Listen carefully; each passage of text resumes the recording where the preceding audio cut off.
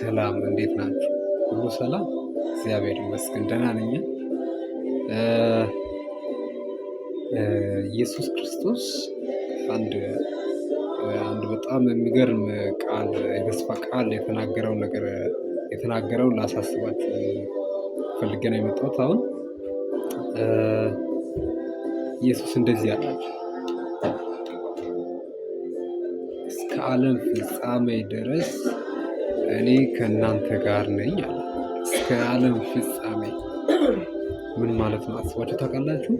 አንዳንዴ በጣም ከባባድ ችግሮችን ከባባድ ላይፍ ኤክስፒሪየንሶችን እናሳልፋለን በህይወታችን እና እግዚአብሔር ከኛ ጋር የሌለን በቃ የእግዚአብሔር መገኘት እስከማይሰማን ድረስ ከባባድ ጊዜያትን እናሳልፋለን በህይወታችን ላይ። እግዚአብሔር የእውነት ከኛ ጋር ስለሌለ አይደለም እንደዚህ አይነት ህይወት የምናሳልፈው። ብዙ ጊዜ እግዚአብሔር ከኛ ጋር እያለ ራሱ አንዳንዴ እግዚአብሔር ክብሩን እንዲገልጥ የእግዚአብሔር መገኘት በህይወታችን እንዲገለጥ እግዚአብሔር ሲፈልግ እንደዚህ አይነት ነገሮች ይከሰታሉ። ነገር ግን አንድ ነገር ሹር ላደርግላችሁ የምፈልገው እግዚአብሔር እስከ ዓለም ፍጻሜ ድረስ ከኛ ጋር ነው። እስከ ዓለም ፍጻሜ መንፈስ ቅዱስ ከኛ ጋር ነው። መንፈስ ቅዱስ ሁሌ ያጽናናናል። ዮሐንስ ወንጌል ምዕራፍ 14 እና 15 ላይ ስታዩት ኢየሱስ ክርስቶስ አባት እንደሌላችሁ ልጆች አልተዋችሁም፣ ልባችሁ አይታወክ ካለ በኋላ አባት እንደሌላችሁ ልጆች አልተዋችሁም ብሎ 15 ላይ ሲናገር ታያላችሁ። እመጣለሁ ከእናንተ ጋር የሚቆይ መንፈስ ቅዱስ አጽናኝ መንፈስ ቅዱስ እልክላችኋለሁ ተጽናኑ እያለ ነበረና በእግዚአብሔር መንፈስ ተጽናኑ። እግዚአብሔር አልሄደም፣ ከኛ ጋር ነው። መከራው ነው የጨምረው እንጂ ከመከራው በላይ ያለው ነገር ክርስቶስን ማየት ነው። ያ ወጀቡን ታስታውሳላችሁ?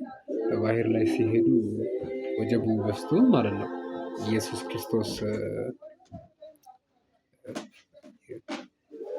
ክርስቶስ ወጀቡ ሲነሳ ማለት ነው ደቀ መዛሙርቱ በቃው ኢየሱስ መርከቡ ላይ ያለ ራሱ ማለት ነው ጠፍተናል አለ። ወየው ጠፋን። ትላልቅ ተአምራትን ካዩ በኋላ የእግዚአብሔርን ክብር ካዩ በኋላ ጠፋን ወየውልን አሉ።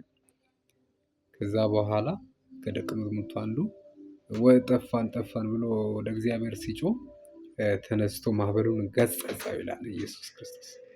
አሁን በዛ ቦታ ይሄኛው ኢየሱስ እያለ መርከብ ውስጥ ጠፍተናል። ወጀቡ ብዛት፣ የተነሳው መከራው፣ ችግሩ ብዛት የጠፋን ያክል ያስመስላል። ግን እግዚአብሔር ስቲል ነው ከኛ ጋር ነው። እግዚአብሔር መገኘት ከኛ ጋር ነው። ስለዚህ በምታልፉበት በየትኛውም ሁኔታ ችግር ውስጥ ተስፋ አትቁረጡ። የእግዚአብሔር መንፈስ ከእናንተ ጋር ነው። ዛሬ ባይሆን ኢየሱስን እንደገና ጋብዙት ወደ ህይወታችሁ። ከእሱ ጋር ከእናንተ ጋር ጊዜ ሊያሳልፍ ይፈልጋል። ምክንያቱም በራእይ ላይ ሲናገር ማንም ደጁን ቢከፍትልኝ ወደ እርሱ እገባለሁ፣ ከእርሱ ጋር እራት እበላለሁ ይላል እግዚአብሔር። ስለዚህ ደጆቻችሁን ክፈቱ። ከእናንተ ጋር ጊዜ ሊያሳልፍ ይፈልጋል። ጊዜ ሊያሳልፍ ይፈልጋል። በርቱ። ኢየሱስ ይወዳችኋል። እግዚአብሔር ከእናንተ ጋር ነው። ሃሌሉያ። ተባረኩ።